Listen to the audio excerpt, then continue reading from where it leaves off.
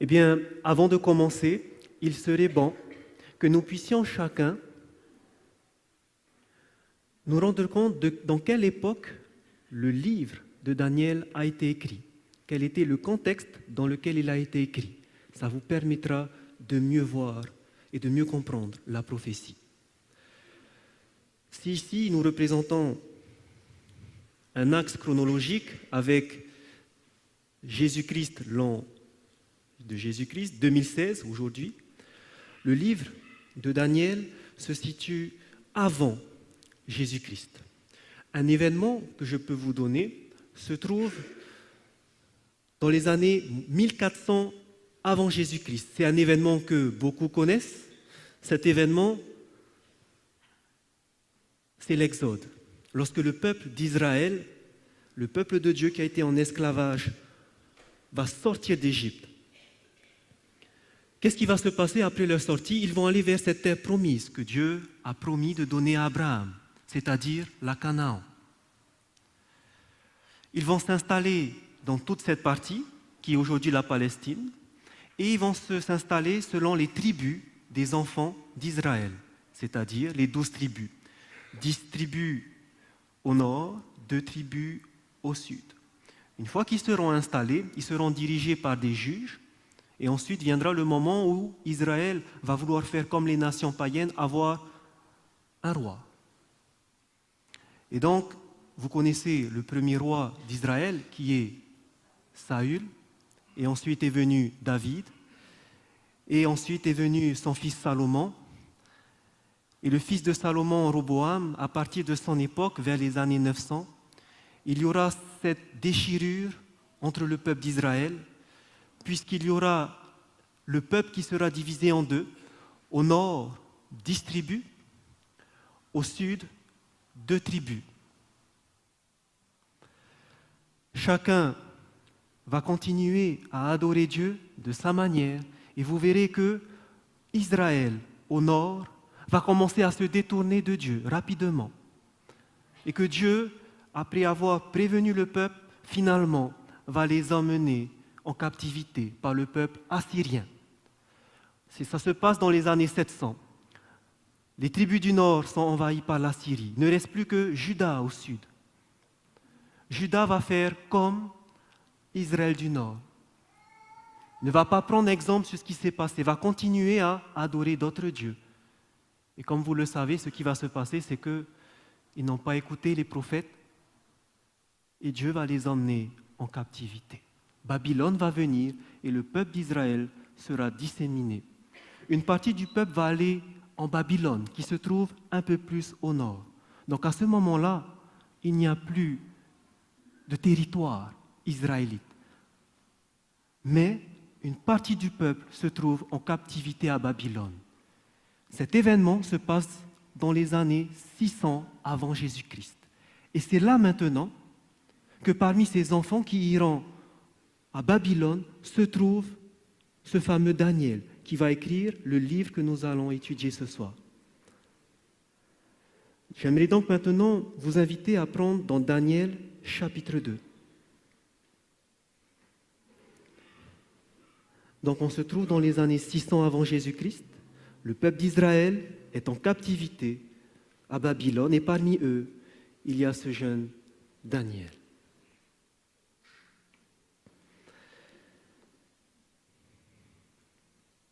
Tout le monde est dans Daniel, chapitre 2. Nous n'allons pas lire tout le chapitre, mais pour ceux qui le connaissent, et je pense que la majorité le connaissent, voici ce que l'histoire nous dit. Le roi de Babylone, Nebuchadnezzar, aura un songe.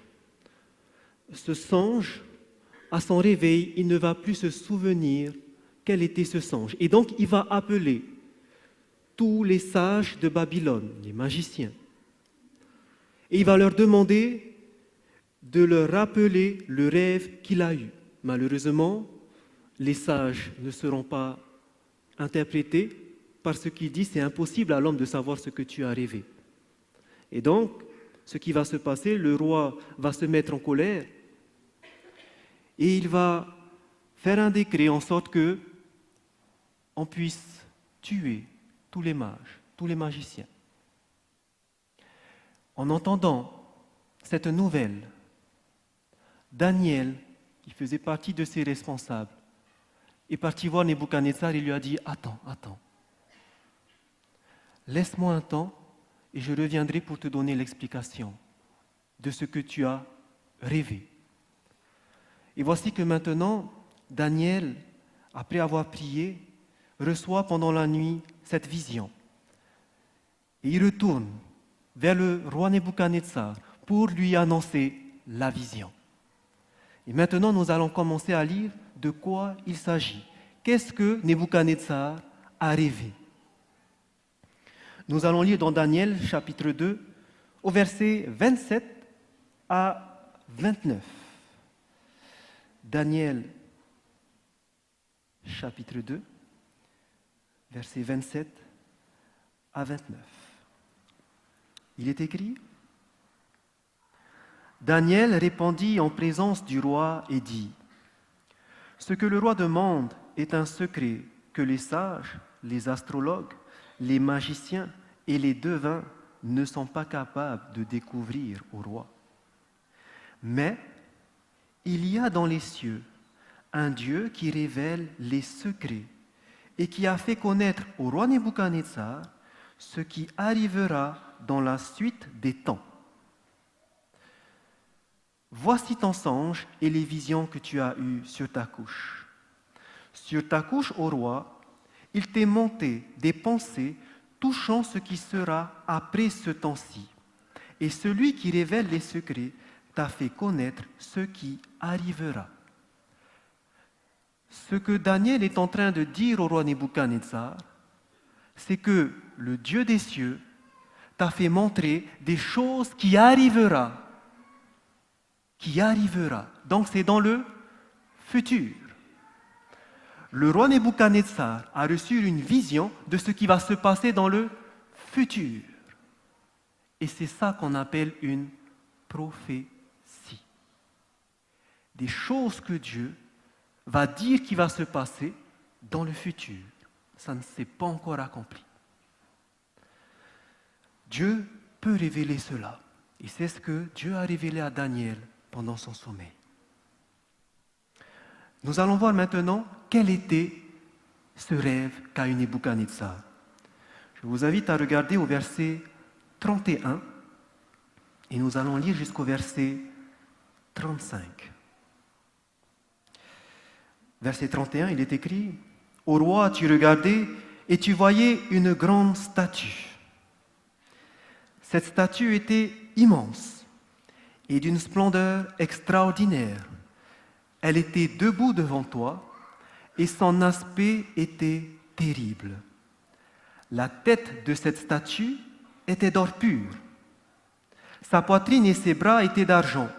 Son ventre et ses cuisses étaient d'airain. L'airain, c'est le bronze, vous pouvez voir dans certaines versions.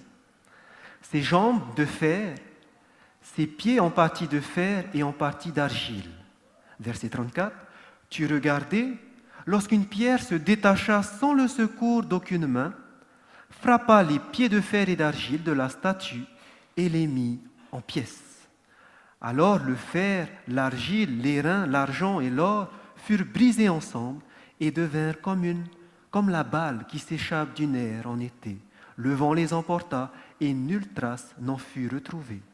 Mais la pierre qui avait frappé la statue devint une grande montagne et remplit toute la terre. Le songe qu'a eu Nebuchadnezzar était une statue avec différentes parties. Ses membres étaient de différents métals. La tête d'or, les bras en argent, les cuisses en bronze, les jambes en fer et les pieds moitié argile, mélangés de l'argile avec de la terre. Il va voir ensuite une pierre qui va se détacher du ciel sans le secours d'aucune main, qui va venir frapper au niveau des pieds. La statue va être pulvérisée, la pierre va devenir une grande montagne. Maintenant, c'est bien d'avoir le rêve, mais l'explication est encore mieux. Et c'est ce que Daniel va faire. Pour comprendre À quoi correspond ce rêve? Il faut comprendre que représentent ces parties métalliques qui se suivent. Et pour cela, Daniel nous donne la réponse au verset 38. Nous allons lire d'abord le verset 37. Verset 37, il est écrit « Ô roi, tu es le roi des rois, car le Dieu des cieux t'a donné l'empire, la puissance, la force et la gloire. Il a remis entre tes mains en quelques lieux qu'il habite les enfants des hommes, les bêtes des champs et les oiseaux du ciel, et il t'a fait dominer sur eux tous. » Regardez ce qu'il va dire maintenant. En parlant du roi, c'est toi qui es la tête d'or. Donc, l'or en haut, on pourrait dire c'est le roi Nebuchadnezzar. Ok. Vous allez voir que une partie métallique, ce n'est pas seulement un roi, mais ça s'étend un peu plus. Et nous allons voir pour preuve le verset 39. Regardez. Nous poursuivons. Après toi, il s'élèvera un autre royaume, moindre que le tien, puis un troisième royaume qui sera d'airain. Après toi, il va s'élever un autre royaume, peut-être que c'est ça, et ensuite un autre royaume qui sera d'airain, de bronze. Ce qui veut dire que ça, l'airain, ça représente un royaume. Ce qui veut dire que ça aussi, ça devait représenter un royaume. Et que la tête en or devrait aussi représenter un royaume. Donc, une partie métallique, ce n'est pas seulement un roi, mais ça s'étend aussi à son royaume. Chaque partie représente un royaume. Et le premier étant celui de Nebuchadnezzar, qui est Babylone. C'est ce que la prophétie nous dit. Nous allons voir si cela colle. Regardez au verset 40. Il y aura un quatrième royaume, fort comme du fer. Est-ce que le quatrième royaume est du fer? Oui. Donc ça colle. Un royaume, c'est une partie métallique. Regardons ensuite la suite au verset 41. Verset 41. Il est écrit « Et comme tu as vu les pieds et les orteils en partie d'argile, de potier et en partie de fer, ce royaume sera divisé. » Donc oui, royaume de fer, ce royaume sera divisé, pieds et argile. Donc il n'y a pas de souci, on peut dire que chaque partie métallique, c'est un royaume. La prophétie nous manque donc des royaumes qui vont se succéder l'un après l'autre. Ok. Et que signifie la pierre maintenant? Regardons verset 41. Et comme tu as vu les pieds et les orteils en partie d'argile, de potier et en partie de fer, ce royaume sera divisé. Okay. Nous allons descendre encore un peu plus. Nous allons aller directement au verset 44. Verset 44, il est écrit « Dans le temps de ces rois », donc on nous parle du royaume en bas, « Dans le temps de ces rois, le Dieu des cieux suscitera un royaume qui ne sera jamais détruit. » Donc la pierre correspond aussi à un royaume. Ok. Mais ce royaume est suscité par Dieu. Continuons à lire. Et qui ne passera point sous la domination d'un autre peuple. Il brisera, comme la pierre a brisé, il brisera et anéantira tous ces royaumes-là. Et lui-même subsistera éternellement. C'est ce qu'indique la pierre que tu as vue se détacher de la montagne sans le secours d'aucune main et qui a brisé le fer, l'airain, l'argile, l'argent et l'or. Que signifie donc cette pierre? Un royaume qui est suscité par Dieu et qui va durer éternellement. Le royaume éternel de Dieu. Le royaume éternel de Dieu. Conclusion. Est-ce que ces royaumes vont durer Est-ce que les royaumes terrestres vont durer à l'infini? Non. Parce qu'il doit y avoir une fin, et cette fin, ça sera la pierre qui va venir arrêter tous ces royaumes terrestres. Deuxième conclusion, cela veut dire qu'il y aura une fin pour ce monde, n'est-ce pas? Oui. Et qu'est-ce qui va emmener la fin de ce monde? C'est lorsque le royaume éternel va venir sur terre. Si on comprend alors cette prophétie, elle est en train de nous montrer des royaumes qui vont se succéder à partir du royaume de Babylone jusqu'à la fin de ce monde quand le royaume de Dieu va arriver. C'est cela le thème de cette prophétie. Cette prophétie vous montre les royaumes depuis Babylone jusqu'à la fin. Et la question maintenant qu'on va se poser, s'il y a une fin à ces royaumes-là, où est-ce qu'on se trouve alors? Est-ce qu'on est en haut par là? Est-ce qu'on est ici? Est-ce que j'ai encore du temps ou est-ce que c'est bientôt la fin? C'est la question qu'on va essayer de répondre maintenant. Où est-ce qu'on est dans la prophétie? Où est-ce qu'on se situe dans cette prophétie? Pour le savoir, il nous suffit de regarder ce que la Bible nous dit au sujet de ces royaumes. La Bible va vous identifier elle-même ces royaumes-là. Ce n'est pas à nous d'inventer. Regardons ce que la Bible va dire. Et vous allez voir où est-ce que nous allons nous situer. Premièrement, nous partons sur le premier royaume. Le premier royaume, nous avons dit que c'était Babylone. Reprenons le verset 38, à la fin du verset 38. En parlant au roi, Daniel dira, c'est toi qui es la tête d'or. Remarquez comment est représenté ce royaume. Quel métal a été utilisé? L'or, le métal le plus précieux parmi tout cela. Symbole de richesse. Et si vous regardez dans l'histoire, il y a un royaume qui était connu pour sa richesse. C'était bien le royaume de Babylone. Dieu n'a pas utilisé n'importe quel métal pour le symboliser. Le royaume de Babylone, selon les historiens, était un royaume qui n'était pas très grand, mais son royaume était fortifié. On disait que les portes, à chaque entrée de Babylone, devant chaque porte, c'était peint d'or. Il avait de grosses murailles, 3 murailles. Et la dernière muraille autour faisait plus de 15 mètres de large. 15 mètres de large, oui, ça fait à peu près ça, hein, même un petit peu plus grand. Et dessus, il disait que chaque année, ils organisaient des courses de chevaux sur les murailles. À plus de 60 mètres de hauteur, vous avez 6 chars qui étaient alignés et qui faisaient comme ça le tour de la ville. Chaque année, ils avaient cette tradition de faire ça. Une ville forte. Les murs, comme je vous ai dit, les portes étaient souvent peintes d'or, recouvertes d'or. Les temples, recouverts d'or. Et ce qui a fait aussi la gloire de Babylone, c'est ces fameux jardins suspendus, qui fait partie des 7 merveilles du monde, pour ceux qui connaissent les 7 merveilles du monde. Pourquoi ces jardins suspendus étaient spéciaux? Quand vous allez regarder où est situé Babylone, il est situé sur l'Euphrate. Cet endroit où il est placé, c'est un endroit qui fait assez chaud. Et voici qu'ils ont inventé pour la première fois la climatisation naturelle. Comment?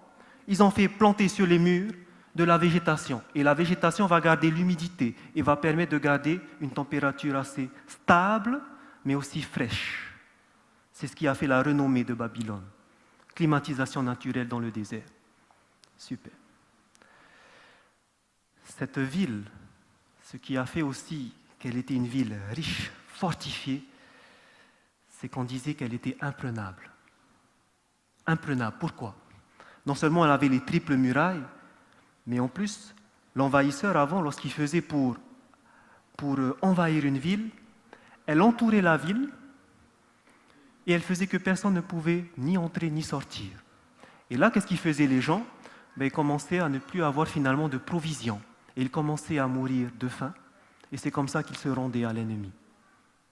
Et là, qu'est-ce qui s'est passé? Ils ont eu l'intelligence de construire leur ville sur l'Euphrate.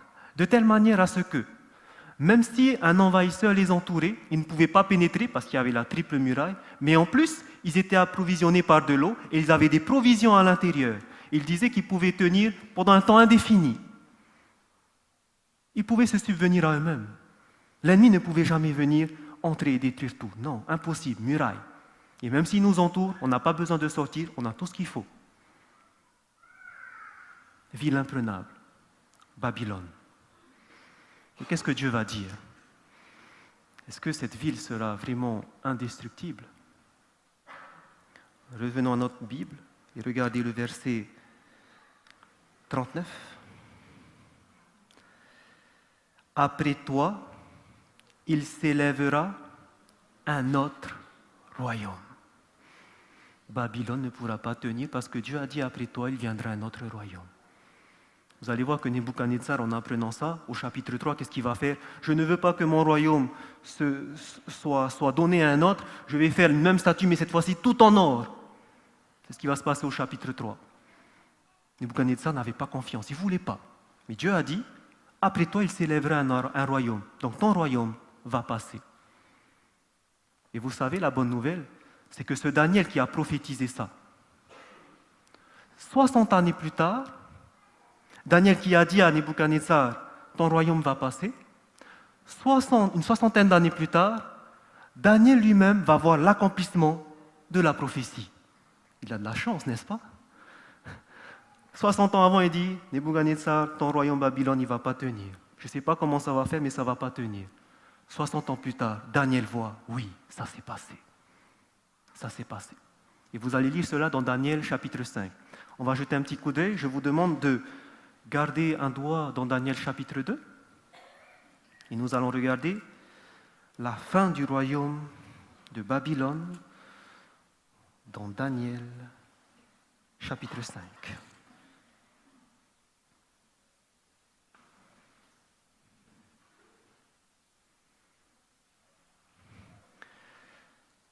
Daniel chapitre 5 va vous raconter un événement que le roi Belshazzar a fait. Il a fait une grande fête et ils vont commencer à utiliser les coupes d'or qui étaient dans le temple qu'ils ont ramené de Jérusalem. Ils vont boire, ils vont faire la fête.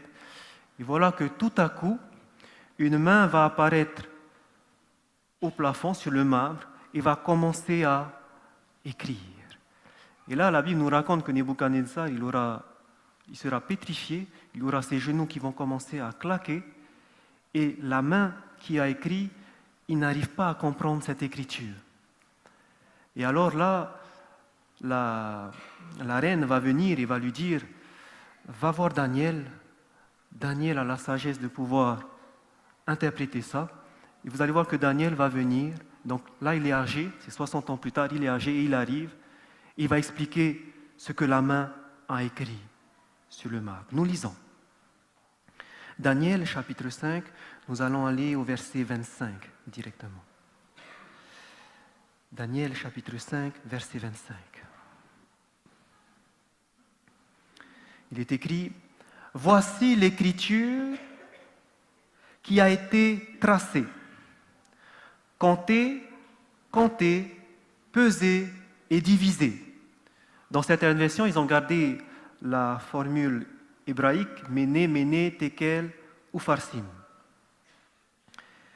Verset 26, et voici l'explication de ces mots. Comptez, Dieu a compté ton règne et il y a mis fin. Pesé, tu as été pesé dans la balance et tu as été trouvé léger. Divisé, ton royaume sera divisé et donné aux Mèdes et aux Perses. Vous avez vu un peu, Dieu a même dit quel est le royaume qui va venir. Ton royaume sera donné aux Mèdes et aux Perses. Qu'est-ce qui s'est passé cette même nuit-là? Regardez au verset 30. Au verset 30. Cette même nuit, Belshazzar, roi des Chaldéens, fut tué. Chaldéens, c'est Babylone. Hein? Et Darius le Mède s'empara du royaume, étant âgé de 62 ans. Cette même nuit, Alors que Belshazzar faisait la fête, cette main est venue et Daniel a interprété en disant que ce soir, Dieu a mis fin à ton règne et les Mèdes et les Perses vont venir. Cette même nuit, entre Darius et son armée. Darius, c'était le chef de l'armée Mède, avec son neveu, qui était Cyrus, le chef de l'armée perse, qui se sont alliés pour venir envahir Babylone. Et ce soir-là même, Belshazzar a été tué. Et là, la question est, mais comment ils ont fait? Comment ils ont fait? Puisque la ville était imprenable, elle avait des fortes, des remparts. Les historiens racontent que les portes, c'était des verrous de fer. Portes en bronze. Comment ils ont fait pour entrer? Il y a un historien qui va raconter ce qui s'est passé. Il a vécu un siècle après, dans les années 450 avant Jésus-Christ. Il s'appelle Hérodote. Hérodote va écrire que la technique qu'a utilisée Darius et Cyrus pour envahir Babylone, c'est qu'ils ont eu l'intelligence de dévier le fleuve, l'Euphrate. Ils ont dévié le fleuve l'Euphrate. Du coup, qu'est-ce qu'il a fait? Le niveau du fleuve commençait à diminuer, à baisser, à baisser. Et là, qu'est-ce qu'ils se sont dit? Une fois que c'est arrivé en bas, ils vont traverser sous les remparts. Mais il y avait un souci. C'est qu'il y avait aussi des verrous de fer. Il y avait des portes d'airain. Comment est-ce qu'ils ont fait? L'histoire nous raconte que ce jour-là, et ça ce sont les Juifs qui disent, ce jour-là, un ange a devancé l'armée de Cyrus pour qu'ils puissent entrer. Il a brisé les verrous de fer et ils ont pu entrer. Curieusement, ce même soir-là, les portes étaient ouvertes. Les portes étaient ouvertes. Si les portes étaient fermées, ils n'avaient qu'une chose à faire, c'est rebrousser chemin. Mais miraculeusement, ce soir-là, les portes étaient ouvertes et ils ont pu entrer. Ce que Hérodote a raconté, la Bible a prophétisé. Cet événement qui s'est passé 150 ans avant, Dieu a dit ce qui allait se passer. J'aimerais que vous gardiez votre doigt toujours dans Daniel chapitre 2 et nous allons voir ce que Dieu avait prédit, que ça allait se passer comme ça et pas autrement. Nous allons aller dans Ésaïe. Donc, vous reculez, vous avez le livre Ézéchiel, vous reculez encore Jérémie et vous arrivez à Ésaïe. Dans Ésaïe, nous allons prendre le chapitre 44.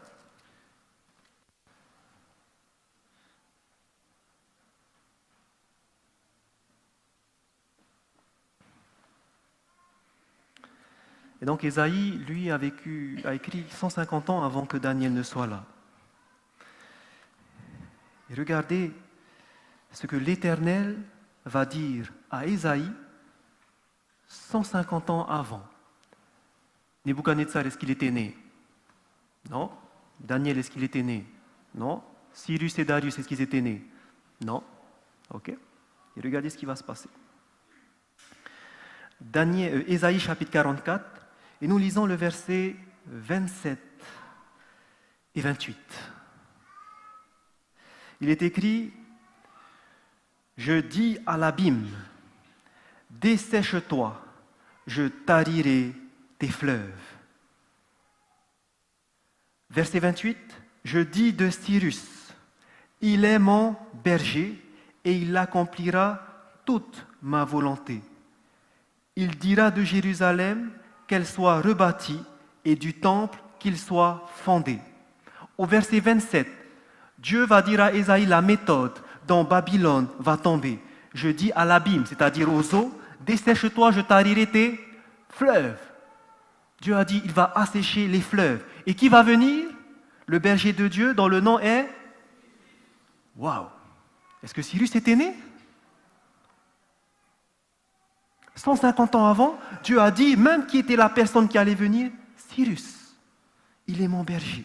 Il accomplira toute ma volonté. Il dira de Jérusalem qu'elle soit rebâtie. En effet, c'est Cyrus, quand Babylone va tomber dans les mains des Mèdes et des Perses, Darius va régner. Ensuite viendra Cyrus le Perse. Et c'est Cyrus qui va décréter, après les 70 ans que Israël était en Babylone, Cyrus va permettre que le peuple retourne à Jérusalem pour reconstruire le temple qui a été détruit par Babylone. Et c'est ce que Dieu nous dit 150 ans avant. Il dira de Jérusalem qu'elle soit rebâtie et du temple qu'il soit fondé. Regardons aussi le chapitre 45, le verset 1 et 2. Verset 1, « Ainsi parle l'Éternel à son oint, à Cyrus, qui tient par la main, pour faire quoi? Pour terrasser les nations devant lui et pour relâcher la ceinture des rois. » Et regardez ce qu'il va dire, pour faire quoi aussi? Pour lui ouvrir les portes, afin qu'elles ne soient plus fermées. Dieu a dit que lorsqu'il va aller, les portes seront ouvertes. Je marcherai devant toi, verset 2, j'aplanirai les chemins montueux, je romprai les portes d'airain et je briserai les verrous de fer. Dieu a déjà prophétisé que lorsque Cyrus et Darius vont aller, les portes seront ouvertes, les verrous seront brisés. N'est-ce pas magnifique? Je ne sais pas comment on peut expliquer ça si ce n'est qu'un Dieu qui est grand. La méthode que va utiliser Darius, Dieu a prophétisé. Et le 13 octobre 539, avant Jésus-Christ, Babylone est tombée dans les mains des Mèdes et des Perses. Donc, c'est bien ce que la prophétie disait. Il y aurait un autre royaume qui va venir. Babylone a seulement régné de 606 à 539 avant Jésus-Christ. Et qui va venir ensuite? Les Perses. Les Perses et les Mèdes, qui sont donc le deuxième royaume, qui est symbolisé par la poitrine en argent. Est-ce que ça va tout le monde? Oui? Ok.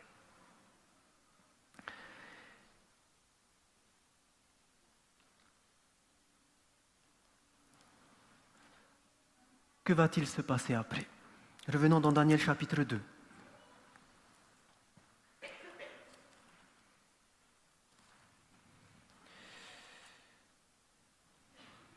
Nous lisons le verset 39.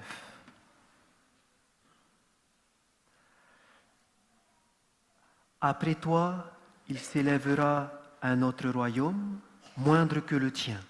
C'est ce que nous avons vu, le royaume des Mèdes et des Perses.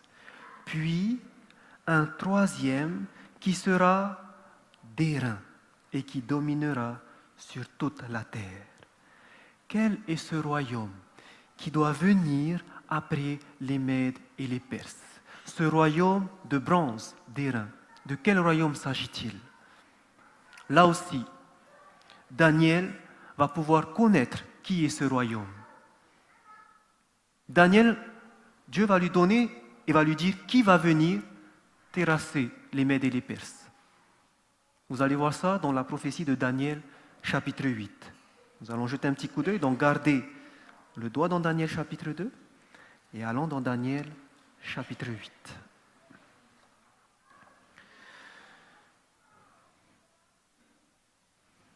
Dans Daniel, chapitre 8, Dieu va donner cette vision à Daniel où il va voir un bouc avec une grande corne entre ses yeux et un bélier avec 2 cornes, une plus petite que l'autre. Il va voir le bouc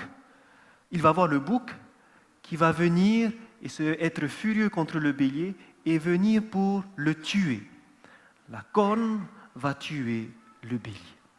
Et voici maintenant ce qu'il va dire au verset 7. Daniel chapitre 8, verset 7, il est écrit « Je le vis qui s'approchait du bélier et s'irritait contre lui.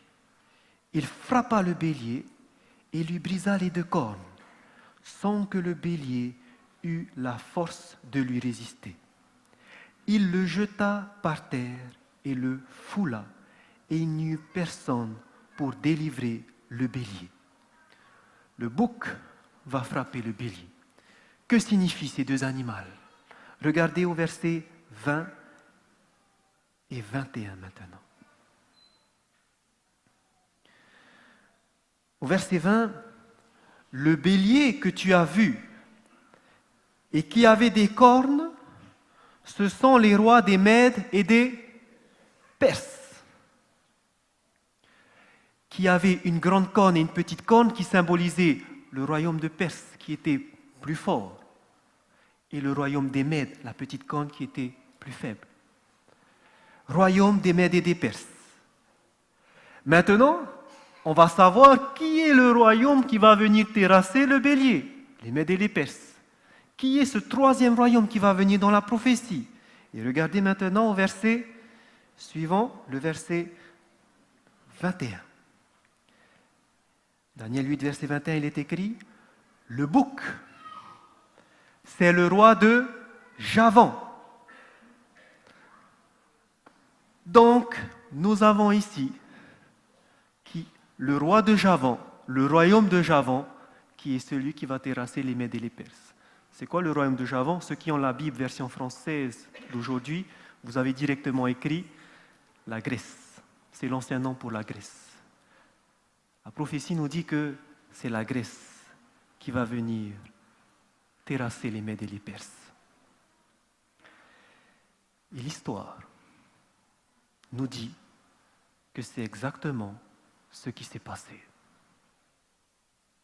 Les Mèdes et les Perses, le royaume qui a succédé, c'est le royaume de Grec.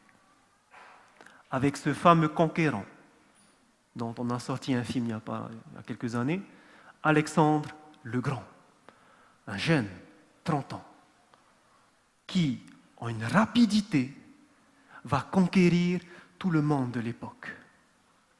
3 ans et demi pour conquérir tout ce monde. Mèdes et les Perses envahis. Alexandre le Grand, ce fameux chef guerrier grec. Il y a une remarque qui est pas mal. Vous vous souvenez en quoi il était fait ce royaume qui représentait la Grèce? Babylone, or, argent, Mèdes et Perses, et les reins, bronze. Ok. Il y a quelque chose qui est magnifique. Dieu a utilisé le bronze parce que la première armée qui a utilisé le bronze comme armure, c'est bien l'armée grecque. Ils avaient leur bouclier, leur écusson qui était en bronze. C'est eux l'armée qui était représentée par le bronze. Et Dieu a bien choisi cette image. Donc nous voyons que le royaume des Perses n'a pas duré, mais qu'il s'est arrêté. Et ça s'est fait en 331, où Alexandre le Grand va venir. Donc Mèdes et Perses, argent, Grèce ou Javan, le troisième royaume. Est-ce que la Grèce va durer indéfiniment? Non. Revenons dans Daniel chapitre 2.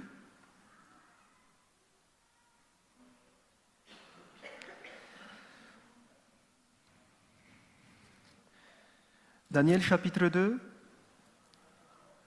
nous prenons le verset 40. Il est écrit, il y aura un 4e royaume, fort comme du fer, de même que le fer brise et rompt tout, il brisera et rompra tout comme le fer qui met tout en pièces. Il doit y avoir un 4e royaume, fort comme du fer. Et l'histoire vous le dira. Dans l'histoire de Rome, volume 3, chapitre 10, que le 22 juin 168 avant notre ère, l'empire d'Alexandre le Grand périt à la bataille de Pydna 144 ans après la mort d'Alexandre le Grand. L'histoire vous le dira. L'empire qui a succédé à la Grèce, c'est bien l'empire romain. Ce même royaume qui a duré pendant une certaine période. Donc voici la Grèce, qui a été envahie ensuite par Rome. Cet empire romain qui va durer. Et c'est dans cet empire-là que viendra Jésus. Prenez dans Luc, gardez un doigt sur Daniel chapitre 2, regardons dans Luc. Donc Jésus est venu pendant cette période où il y avait ce royaume de fer, l'Empire romain. Luc chapitre 2. Luc chapitre 2.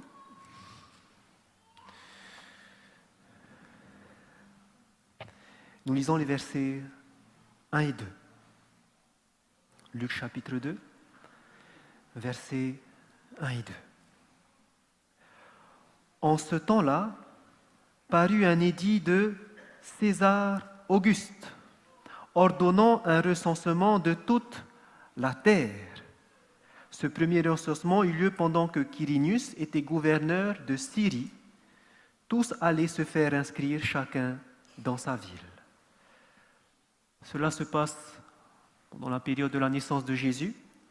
La Syrie, donc toute cette Palestine, était à cette époque dirigée par Quirinius, qui était le gouverneur de l'époque. Mais celui qui dirigeait tout l'empire était le fameux César Auguste. Donc c'était pendant cette époque où il y avait les Césars qui étaient à la tête de tout cet empire. Est-ce que cet empire, qui représente les jambes de fer, va continuer indéfiniment? Non. Y aura-t-il un autre royaume qui va venir? Question piège. Non. Amen. Regardons la preuve. Daniel chapitre 2. Est-ce qu'il y aura un autre empire universel qui doit venir? Daniel chapitre 2, verset 41. Et comme tu as vu les pieds et les orteils, en partie d'argile, de potier et en partie de fer, ce royaume sera divisé. Est-ce qu'il y aura un autre royaume qui va venir après Rome? Non. Le fer continue dans les pieds. Le fer continue dans les pieds.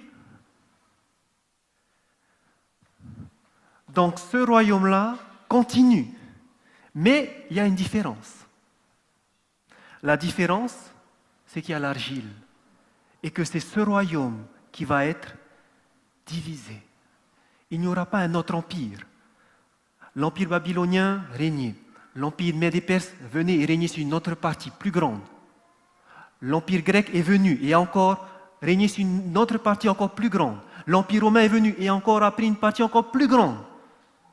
Mais est-ce qu'il y aura encore un cinquième empire qui va venir encore prendre plus? Non. Ça s'arrête avec Rome. Mais ce royaume va être divisé. Il n'y a pas de cinquième empire. Le royaume de Rome va être divisé. Et c'est ce que l'histoire nous raconte. Parce qu'à partir des années 351 jusqu'à 476, Rome va subir beaucoup d'invasions des tribus barbares du nord. Ils viendront, envahiront toute cette partie et finalement, chaque tribu barbare qui va venir prendre une partie de Rome, Rome va se trouver divisée en 10 tribus barbares. Combien il y a d'orteils?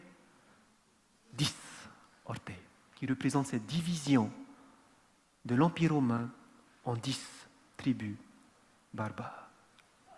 Ces tribus barbares qui ont envahi pendant toute cette période de 351 à 476, il y avait les Lombards, les Alamans, les Ostrogoths, les Burgondes, les Hérules, les Francs, les Anglo-Saxons, les Visigoths, les Suèves et les Vandales. Et si vous remarquez, il y a des noms qui doivent vous faire tilt, n'est-ce pas? On retrouve aujourd'hui ces tribus-là sous forme de nations. Les Francs, la France. Anglo-Saxons, les Anglais. Alamans, les Allemands. Donc ce sont les noms qui sont les plus parlants. Ensuite, il y a la Lombardie, etc. Donc on retrouve encore ces nations aujourd'hui. Mais remarquez quelque chose. Ces nations que nous retrouvons à notre époque, qui finalement vont former l'Europe, ces nations d'Europe, regardez ce que la Bible va nous dire au sujet de ce royaume divisé. Il se passe quelque chose. Regardons le verset 43. Tu as vu le fer mêlé avec l'argile, parce qu'ils se mêleront par des alliances humaines, mais ils ne seront point unis l'un à l'autre, de même que le fer ne s'allie point avec l'argile. Lorsqu'on voit les pieds d'argile et de fer qui se mêlent, la Bible nous dit que c'est une tentative de s'unir. N'oubliez pas, avant Rome était un seul royaume, ils ont été divisés en 10, et aujourd'hui c'est ce qu'on voit, l'Europe. Et qu'est-ce qu'on nous dit? Ils veulent essayer de s'unir. Et lorsque vous regardez l'histoire, depuis les tribus barbares jusqu'à présent, vous allez voir des personnages comme Charlemagne, comme Napoléon, comme Hitler, qui auront cet objectif de recréer un empire romain. Est-ce qu'ils ont réussi? Dieu a dit, ils ne se mêleront pas l'un à l'autre. Ils ne s'uniront pas. Ils n'arriveront pas. Et c'est ce qui s'est passé. Ils ont essayé, ils n'ont pas réussi. La seule chose qu'ils vont tenter, la Bible nous dit au verset 43, ils se mêleront seulement par des alliances humaines. Autrement dit, ce sont des mariages. C'est la seule chose qu'ils vont arriver à faire. Quand vous regardez les rois d'Europe, de ces nations, vous allez voir que beaucoup ont tenté de se marier l'un à l'autre pour pouvoir unir ces royaumes. Par exemple, vous allez voir Louis XIII, le roi de France, qui va se marier avec Anne d'Autriche, qui était la fille du roi d'Espagne, pour unir le royaume. Est-ce qu'aujourd'hui ils sont unis? Non, il y a toujours l'Espagne et la France. Vous allez voir Léopold III, le roi de Belgique, qui va se marier avec la princesse d'Astrid, qui est la fille du roi de Suède. Est-ce qu'aujourd'hui ils sont unis? Non. Et pourtant, vous allez voir qu'il y a beaucoup de mariages qui se sont faits entre ces pays, mais à aucun moment ils n'ont réussi à s'unir. Parce que Dieu a dit, ils ne s'uniront pas l'un à l'autre. Et à notre époque, qu'est-ce qu'on a essayé de faire? Depuis le traité de Maastricht, il a été mis en vigueur le 1er novembre 1993. Et le but était de créer l'Union européenne. Unir les pays. On est parti plus loin. Et en 1999, le 1er janvier, on a voulu créer une monnaie unique, l'euro. Est-ce que ça a fonctionné? Aujourd'hui, on dit que l'euro est tellement cher que ça sera dur à remonter la crise économique. Vous connaissez le cas de la Grèce, on a vu il n'y a pas longtemps dans les journaux. Et d'ailleurs, il y a un expert sur l'euro qui va dire ceci, il s'appelle Patrick Artus. En parlant de l'euro, il dira « Il est temps de dire aux Européens qu'à court terme, l'avenir est sombre, que la croissance n'est pas pour demain et que la solvabilité des États se dégrade. De faire une monnaie unique, ça n'arrange pas. » Et vous savez qu'est-ce qui s'est passé depuis quelques semaines maintenant? Ce qu'on appelle le Brexit.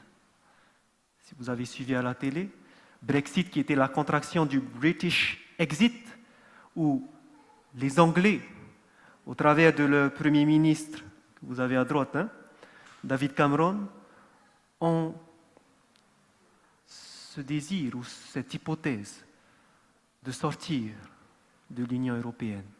parce que ça ne va pas en s'améliorant. Et il aimerait faire ce référendum proposé aux Anglais pour sortir de l'Union européenne. Ils tenteront de s'unir, mais ils n'arriveront pas. Est-ce que nous sommes dans ces royaumes, dans ce royaume divisé aujourd'hui? Oui. Lorsque vous regardez, Babylone, Mède et Perse, Grèce, Rome, maintenant Europe divisée. Est-ce que vous voyez notre royaume sur terre?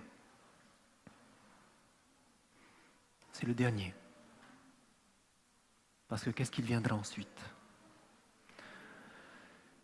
Retournons dans Daniel, chapitre 2.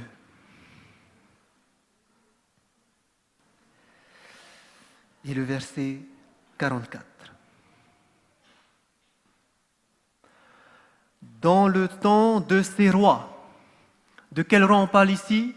Des rois qui sont en bas. L'Europe divisée. Dans le temps de ces rois. C'est notre temps, vous êtes d'accord avec moi? Dans le temps de ces rois, à cette époque, qu'est-ce qui va se passer? Le Dieu des cieux suscitera un royaume qui ne sera jamais détruit et qui ne passera point sous la domination d'un autre peuple. Il brisera et anéantira tous ces royaumes-là et lui-même subsistera éternellement. C'est ce qu'indique la pierre que tu as vue. À notre époque, cela fait maintenant 2600 ans que les royaumes se sont enchaînés. Nous sommes arrivés au dernier royaume depuis 476. Il n'y a plus de royaume après. Mais il y aura ce royaume éternel qui va venir pour détruire ces royaumes terrestres. Voici ce que cette prophétie nous dit. C'est la prophétie la plus remarquable de la Bible parce que, en une seule vision, en seulement quelques versets, Dieu va nous montrer l'histoire du monde depuis l'an -600 avant Jésus-Christ jusqu'à la fin. Tout s'est réalisé exactement comme la prophétie l'a dit. Pensez-vous que la pierre ne va pas aussi se réaliser? C'est sûr. Cette pierre va venir frapper. C'est sûr. Le royaume éternel va venir. Et maintenant, la question à se poser. En sachant que Dieu a tout dévoilé. Premièrement, on se dit, waouh, Dieu est vraiment un Dieu qui connaît tout. Tout s'est appliqué dans le détail. Il sait tout. Non seulement il sait tout, mais en plus, il dirige tous les événements. Waouh! Il a dirigé les rois, il a tout dirigé, le monde. C'est vraiment un Dieu puissant. Un Dieu omniscient, omnipotent. Waouh! J'aimerais vous dire que ce Dieu-là, ce n'est pas un Dieu qui reste aux côtés et qui regarde les événements se dérouler, non? La Bible nous dit que ce Dieu, c'est un Dieu qui s'intéresse aux hommes. À tel point que son Fils va venir sur cette terre, portant le nom d'Emmanuel, Dieu avec nous. C'est un Dieu qui s'intéresse aux hommes. Si c'est un Dieu qui sait tout, sachez qu'il connaît aussi votre vie. Si c'est un Dieu qui peut tout diriger, sachez que c'est un Dieu qui peut aussi diriger votre vie. La question à se poser, qu'est-ce que nous allons faire? Parmi nous, il y a peut-être des personnes qui se disent, ces choses-là, la Bible, bon, ça ne m'intéresse pas. Certains se disent, je préfère profiter de ce monde, profiter des plaisirs de ce monde. J'aimerais vous dire, il y a quelqu'un qui a fait ça avant vous. Celui qui a fait ça avant vous, il a reçu toute la sagesse, il s'appelle Salomon. Il a écrit le livre d'Ecclésiaste. Il a eu plusieurs femmes, il a eu tous les plaisirs, il a tout eu. Et vous savez qu'est-ce qu'il va dire à la fin? Tout ça, c'est vanité. Mais il y a une chose à retenir, c'est de craindre Dieu et de l'obéir. Il a tout fait. Donc, je vous dis, ça ne sert à rien de faire ce que vous faites. Quelqu'un a déjà profité avant vous, il a eu toute la sagesse et il vous donne le raccourci. Ce raccourci, c'est craindre Dieu. Observe ses commandements. C'est là ce que doit faire tout homme. Voici le conseil que Salomon vous donne. Et nous avons vu que ce conseil est sensé, parce que qu'est-ce qui arrive bientôt? À quoi ça sert de passer combien d'années, 60 ans, 70 ans, 80 années, à profiter du plaisir de ce monde, alors qu'il y a un royaume éternel qui va venir? Ne soyons pas fous. Comparons ce qui est comparable. Il y a l'éternité qui nous attend. Arrêtons de perdre notre tête à des disputes de terre, à des disputes de famille, des conflits qui ne servent à rien, alors qu'il y a ce royaume qui va nous passer sous le nez. Deuxièmement, il y a des personnes peut-être qui se disent, je suis fiou sur cette terre. C'est difficile à la maison. Toujours des conflits. Je suis fatigué de ce monde. Je n'en peux plus. Je ne sais plus quoi faire. Pour ces personnes, j'aimerais vous dire qu'il y a cette bonne nouvelle. Que vous n'allez pas terminer à vivre sur cette terre. Parce qu'il y a un royaume qui vous attend. Un royaume que Dieu prépare pour vous. Et j'aimerais juste vous donner cet petit aperçu de ce royaume. Prenez de votre Bible, notre dernier verset dans Apocalypse chapitre 21. S'il y a des personnes parmi nous qui souffrent, des personnes parmi nous qui sont dans la tristesse, s'il y a des personnes parmi nous qui n'en peuvent plus à vivre sur cette terre, j'aimerais vous donner cet aperçu de ce royaume qui va venir.